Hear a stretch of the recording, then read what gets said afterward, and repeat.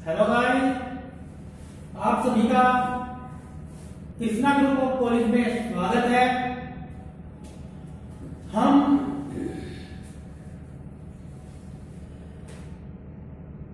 अपना जो बीएड पाठ्यक्रम है 2 वर्षीय, उसके अंतर्गत अब हमारा जो प्रथम पेपर था, पेपर कोड 103 बीएड प्रथम वर्ष का, जिसका पेपर का नाम है अधिगमकर्ता के रूप में विकास, growing up as a learner. उसके अंतर्गत हमारी जो यूनिट फर्स्ट थी, उसमें हम जो हमारे चैप्टर का नाम था, यूनिट फर्स्ट में हम व्यक्ति भिन्नताओं वाले बालकों के प्रकार और उनकी शिक्षा के बारे में अध्ययन कर रहे थे। हमारे चैप्टर का नाम था व्यक्ति भिन्नताओं वाले बालक और उनके प्रकार। आज की वीडियो से पहले हमने इसके ऐसे बालकों के अध्ययन किया जिनमें अलग अलग प्रकार की भिन्नताएं पाई जा रही थी। कुछ समस्यात्मक बालक थे, कुछ प्रतिभाशाली बालक हैं और कुछ सामान्य बालक है। तो हमारा जो आज का टॉपिक है वह है समस्यात्मक बालक। तो समस्यात्मक बालकों के अंतर्गत आज हम समस्यात्मक तरीके से जो व्यवहार करते हैं ऐसे बालकों का अर्थ जानेंगे।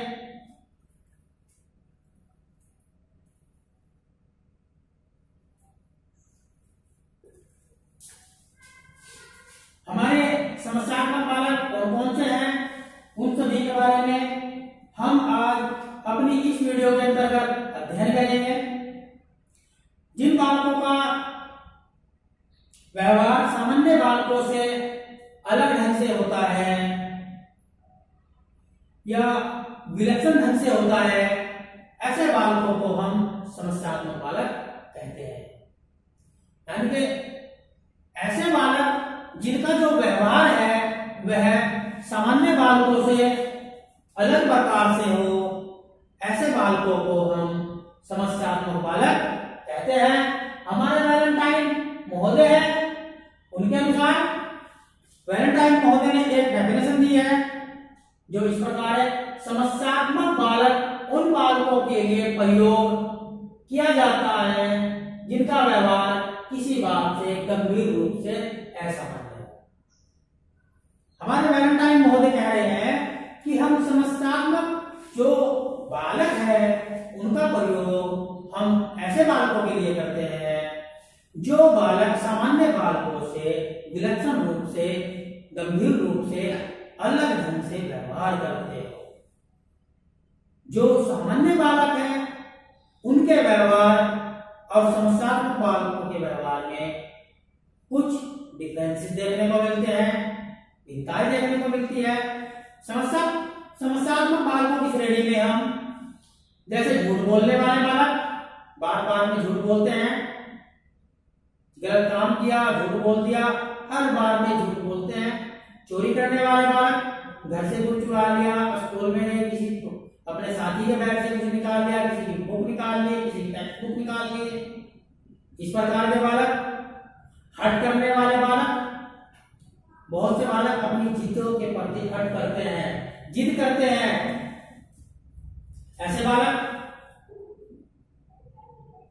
अनुशासन के प्रति असहयोगी बालक कि अगर उनको कहीं अनुशासन के लिए बोल दिया जाए तो वह उन पर चिल्ला देते हैं, सहयोग नहीं करते अनुशासन के प्रति। इस प्रकार के बालक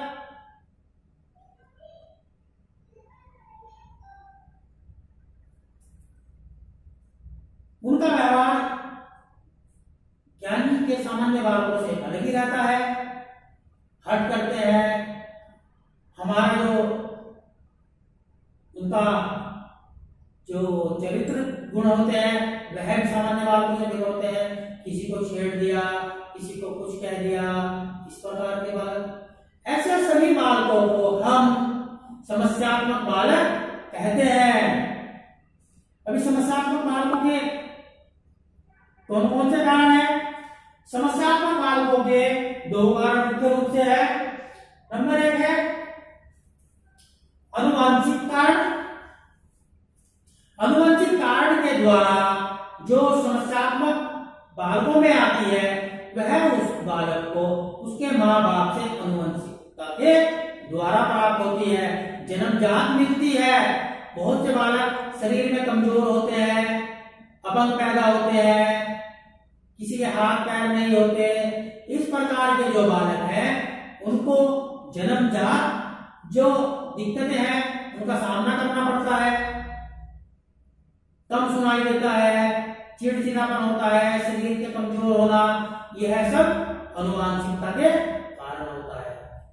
अनुवांशिकता के कारण भी बालकों के अंदर समस्याएं पैदा हो जाती है, जिससे वह व्यवहार दंडात्मक करना शुरू कर देते हैं।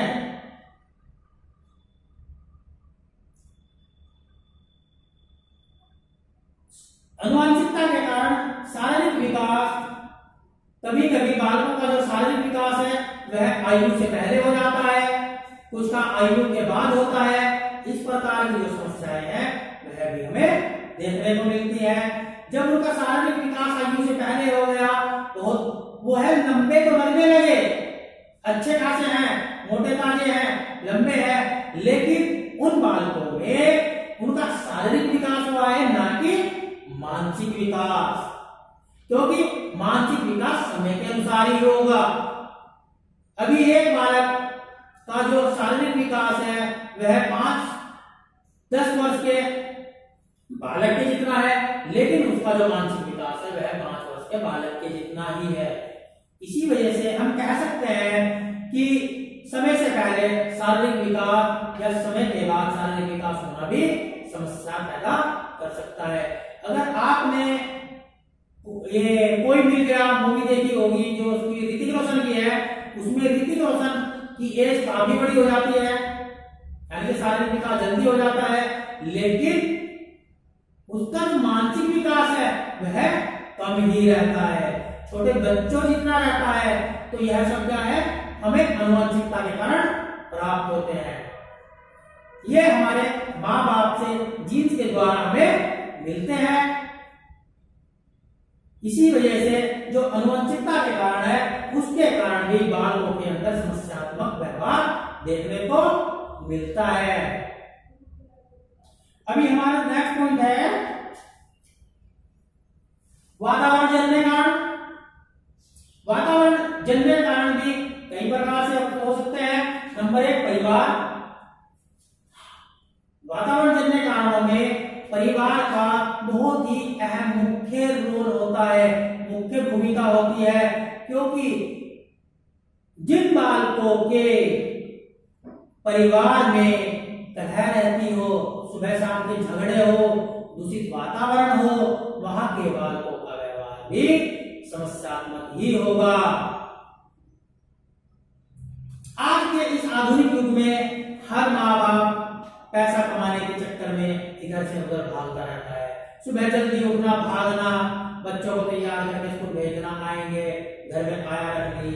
जो अपने बालक का ध्यान एक माँ बाप या दादा दादी रख सकते हैं वह आया नहीं रखती। बच्चों को हॉस्टल भेज दिया, वहां पर उनका मन नहीं लगा, बच्चों के साथ हम टाइम स्पेंड नहीं कर पाते। इसी कारण से बालकों में समस्या देखने को मिलती है। हर समय झगड़ा रहता है, सुबह से शाम तक छोटी छोटी बात पर गाली गलौज होना, बर्तन इधर उधर फेंकना, मारपीट करना, गंदी आदतें परिवार के अंदर होनी, ड्रिंक करना, मांस मदिरे का सेवन करना, इन सभी का गलत प्रभाव हमारे बालकों के ऊपर पड़ता है। कुछ परिवारों का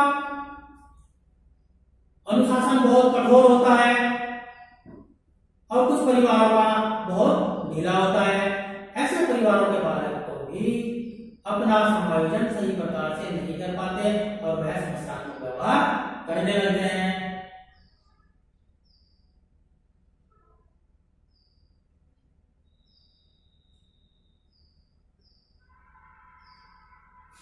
परिवार का स्थान कम होना, परिवार में जगह नहीं है, स्पेस नहीं है।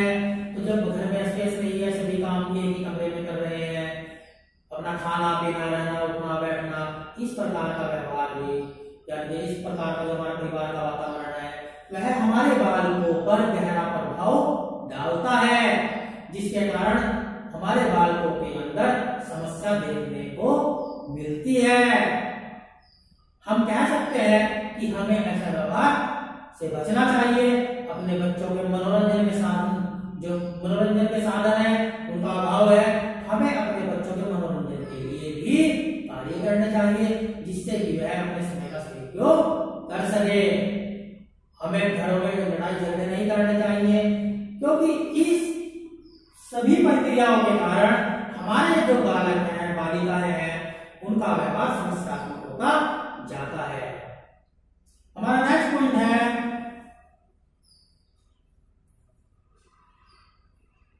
विद्यालय। हमारे कुछ विद्यालयों का वातावरण आज भी दूषित है, जिनके कारणों से हमें बालकों के अंदर समस्या देखने को मिलती है। हमें अपने विद्यालय के वातावरण में बहुत से अच्छे बदलाव करने चाहिए। साफ सुथरे कमरे होने चाहिए, वहां का अनुशासन सामान्य होना चाहिए, न तो अधिक कठोर होना चाहिए और न ही अधिक लचीला होना चाहिए। शिक्षण, जो हमारी शिक्षण विधि है वह रोचक होना चाहिए। अधिगम सामग्री है वह बच्चों की रुचि के अनुसार होनी चाहिए। उनके इंडिविजुअल भिन्नताओं को देखकर, उनकी मानसिक गति को देखकर हमें उन पर शिक्षण विधियों, अधिगम पाठ्यक्रम सामग्री का इस्तेमाल करना चाहिए। और अपने विद्यालय में हमें अच्छे अध्यापकों की आवश्यकता है। हमें जो अध्यापक, शिक्षक, शिक्षिकाएं नियुक्त करें वह भी सही प्रकार से होनी चाहिए। उनको अपने विषय वस्तु का ज्ञान होना चाहिए, भेदभाव रहित होनी चाहिए। हमें ऐसे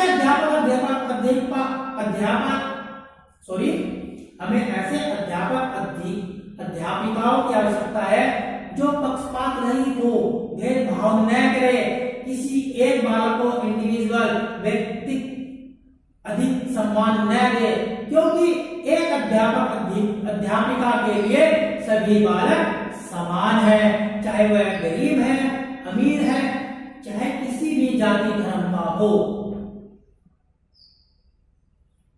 अगर हमारे विद्यालय का वातावरण साफ सुथरा होगा, दूषित नहीं होगा, तो हमारे बालकों का वातावरण या उनका व्यवहार भी साफ सुथरा होगा, समस्यात्मक नहीं होगा। तो समस्यात्मक बालकों के जो परिवार वातावरण निर्णय कारण है, उनमें विद्यालय का भी अहम रोल होता है, क्योंकि परिवार से निकलने के बाद एक छात्र छात्रा यानी कि बालक सबसे पहले विद्यालय ही जाता है। विद्यालय ही बालक का एक परिवार की तरह होता है। अगर उस विद्यालय में अच्छा व्यवहार करने वाले होंगे, वहां की अच्छी कार्य प्रणाली होगी, तभी तो बालकों का जो व्यवहार है वह समस्यात्मक नहीं रहेगा। हमें बालकों की रुचि के अनुसार उनके जो विषय वस्तु है उसका बंटवारा करना चाहिए, समय सारणी के अनुसार। उनको बीच में खेलने का समय भी दिया जाना चाहिए, जिससे कि वह समायोजन करने में परेशानी ना हो, ना दिखाई दे उनको। इसी कारण से विद्यालय भी समस्यात्मकता के एक मुख्य कारण है। हमारा नेक्स्ट पॉइंट है संगी साथी। अगर हमारे साथी गलत व्यवहार के होंगे, उनका जो व्यवहार है वह समस्यात्मक होगा, दूषित होगा, और हम उनके साथ खेलेंगे, हमारे बालक उनके साथ खेलेंगे, तो उनका व्यवहार भी दूषित होगा। तो हमें ऐसे छात्रों से अपने बालकों को बचाना चाहिए, उन्हें समझाना चाहिए कि बेटा ऐसे बालकों की श्रेणी में नहीं रहते, क्योंकि वह सही व्यवहार नहीं करते। इसी कारण से हमें ऐसे बच्चों से दूर रहना चाहिए। हमें ऐसे साथियों की कोई आवश्यकता नहीं है जो अपने माँ बाप की भी इज्जत ना करे। तो अगर हमारे जो बालक है वह भी उनके साथ खेलेंगे तो उनका जो व्यवहार है वह भी उसी प्रकार का होगा। वो कहावत सुनी होगी कि जैसा माहौल ऐसे ही वहां के बच्चे होंगे।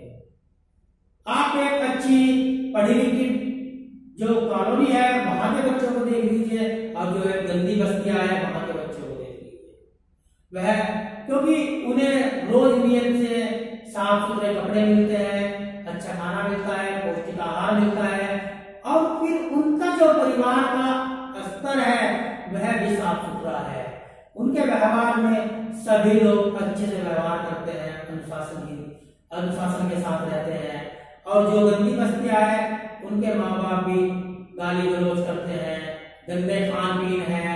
तो अगर हमारे जो बच्चे हैं, जो बालक है गंदे साथियों के साथ रहेगा तो वह भी उन्हीं की भाषा सीखेंगे, उन्हीं की तरह व्यवहार करेंगे और फिर वह समस्यात्मक बालक ही बन जाएंगे।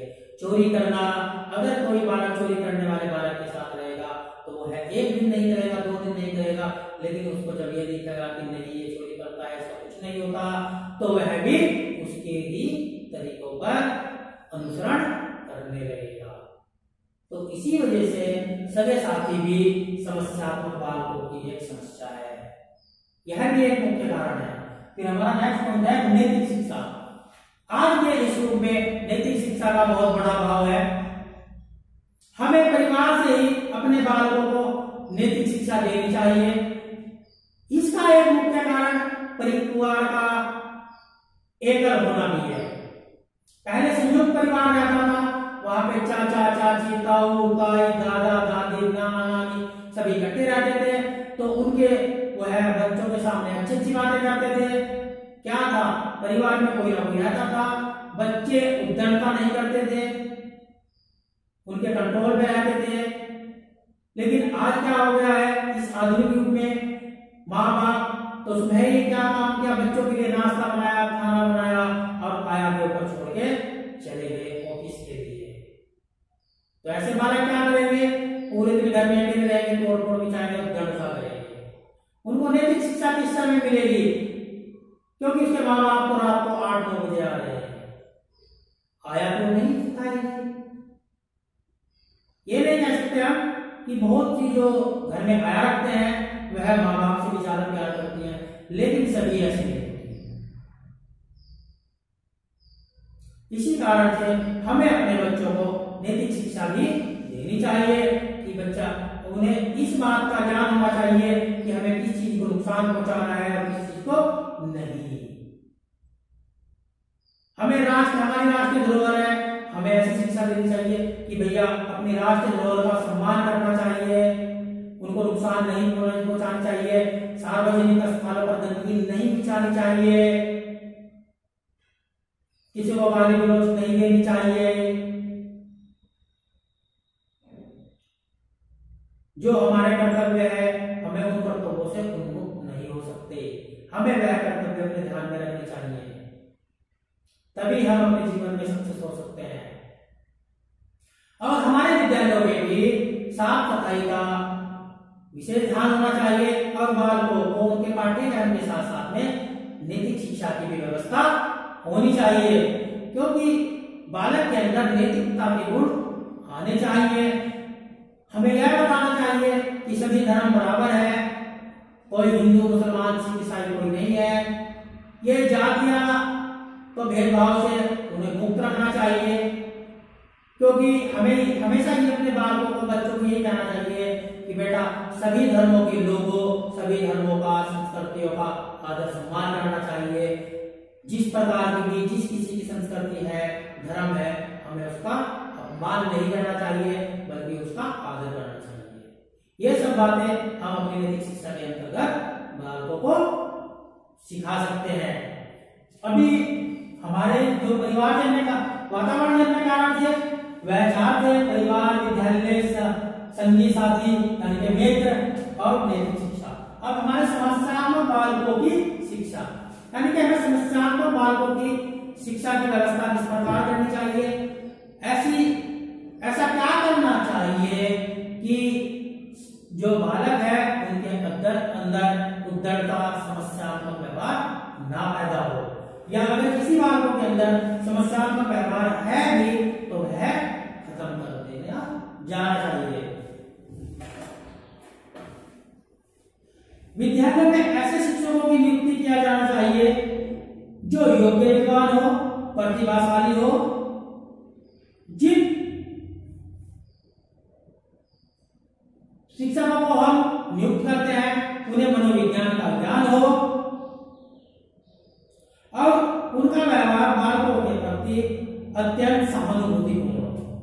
हमें अपने विद्यालयों के अंदर ऐसे शिक्षकों को नियुक्त करना चाहिए जिनका व्यवहार बालकों के प्रति सहानुभूति हो, कठोर ना हो, दंड देने की प्रवृत्ति वाला ना हो। ऐसे विद्यालय में हमारे शिक्षक होने चाहिए और उन्हें मनोविज्ञान का ज्ञान हो, शिक्षण विधियों का ज्ञान हो, तभी हम समस्यात्मक बालकों की समस्या का निवारण कर सकते हैं। हमारा नेक्स्ट पॉइंट है पाठ्यक्रम अत्यंत संतुलित होना चाहिए, शिक्षण विधियां अत्यंत रोचक और बालकों की रुचि के योग्यता अनुसार होनी चाहिए। ऐसा नहीं होना चाहिए कि हमारे जो बालक हैं उनका जो पाठ्यक्रम है वह उनकी आयु से अधिक बड़ा हो, कठोर हो। हमें ऐसे पाठ्यक्रम होना चाहिए हमारा कि बालकों की रुचि के अनुसार हो। नेक्स्ट पॉइंट है हमारा पाठ्य पुस्तकों के अतिरिक्त वाचालय, पुस्तकालय एवं अन्य साधनों के द्वारा उत्साहित या साहित्य प्रदान किया जाना चाहिए और पाठ्यक्रम सहगामी क्रियाओं की व्यवस्था की जानी चाहिए जिससे उनमें अच्छी आदत विकसित हो सके और वे अवकाश काल का सदुपयोग कर सके। हमारा पाठ्यक्रम ऐसा होना चाहिए जिससे कि वह उनके अंदर अच्छी आदतों का विकास हो और वह अपने अवकाश के समय का भी सदुपयोग कर सके, न कि वह अपने अवकाश के समय को भी ऐसे ही व्यर्थ में डालते जाएं। तभी तो उनका विकास होगा, उनकी समस्याएं कम होगी। रोचकपूर्ण होना चाहिए जिससे कि बालकों को ऐसा लगे कि हाँ कि भाई आज हमारे अध्यापक हमें कुछ अच्छा पढ़ाएंगे। इस तरीके का समावेश होना चाहिए। साहित्य की शिक्षा दी जानी चाहिए।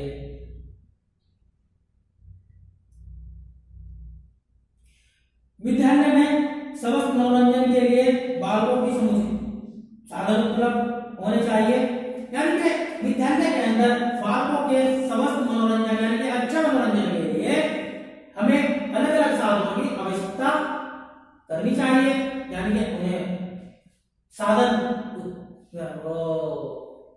प्रेजेंट करने चाहिए, उनके सामने प्रस्तुत करने चाहिए जिससे कि वह उन साधनों का उपयोग कर अपने स्वास्थ्य पर भी ध्यान दे सके। खेल के साधन होने चाहिए। शिक्षक अभिभावक परिषद गठित की जानी चाहिए जिसके माध्यम से विद्यालय और परिवार में संपर्क बना रह सके। एक ऐसी शिक्षक परिषद गठित होनी चाहिए, शिक्षक अभिभावक परिषद, जिसके द्वारा शिक्षक और अभिभावकों का आपस में संबंध बना रहता है। क्योंकि जब हम मंथली या साप्ताहिक कोई पेरेंट्स मीटिंग बुलाते हैं तो उसके द्वारा हमें जो बच्चे हैं उनका जो व्यवहार है उसके बारे में कुछ माँ बाप से अध्यापक को पता चलता है, कुछ अध्यापक से माँ बाप को पता चलता है, और जहां गलती हो रही हो उसमें अध्यापक और अभिभावक दोनों मिलकर उस गलती को सुधार सकते हैं, जिसके कारण बालकों का जो समस्यात्मक व्यवहार है वह खत्म हो जाए। हमारा नेक्स्ट पॉइंट है विद्यालय में नैतिक शिक्षा की व्यवस्था की जानी चाहिए। हमें अपने विद्यालयों में नैतिक शिक्षा की व्यवस्था करनी चाहिए जिससे कि बालकों के अंदर नैतिकता के गुण विकसित हो।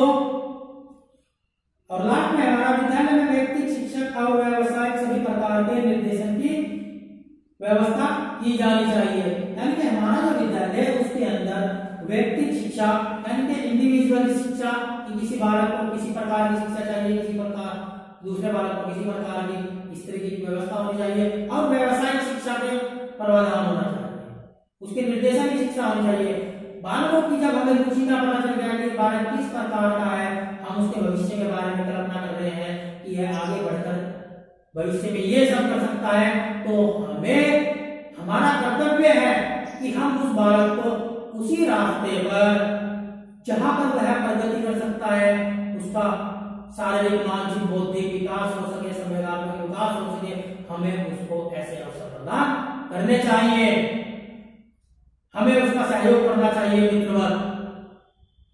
तो हमारे विद्यालय में ये सब सुविधाएं होनी चाहिए, तभी हम संस्थान पालकों की समस्याओं का निवारण कर उन्हें उत्तरदायित्व करने से रोक सकते हैं। सो गाइस, आज के लिए इतना ही काफी है। हम अपने नेक्स्ट वीडियो में आपके सामने नए टॉपिक के साथ अगली बार मिलेंगे। हमारा जो नया टॉपिक होगा वह मानसिक मंदिर बालक का होगा।